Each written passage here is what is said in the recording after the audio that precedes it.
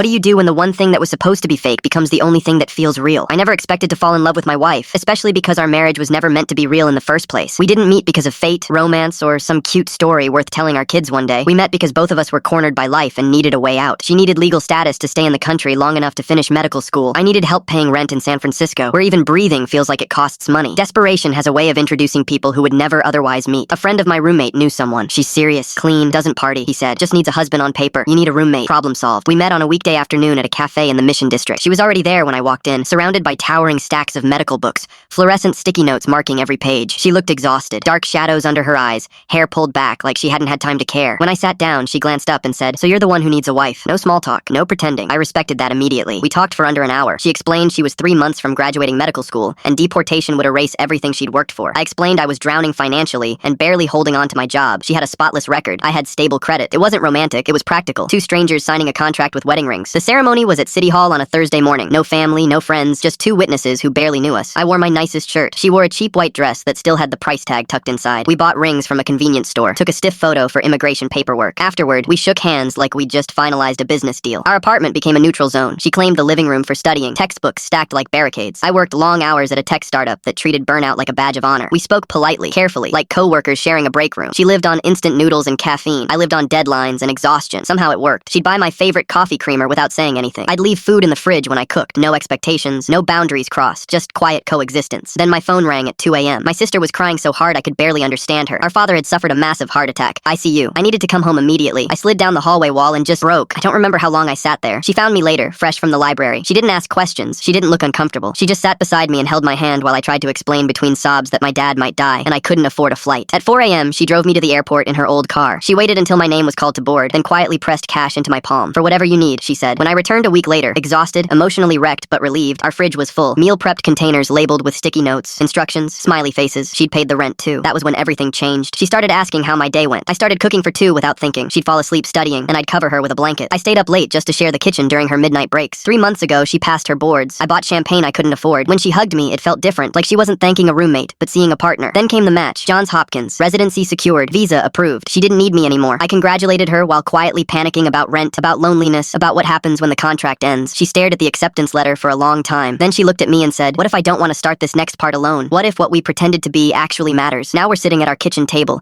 facing each other in silence, realizing that somewhere between survival and kindness, a fake marriage became the most honest thing either of us has ever had.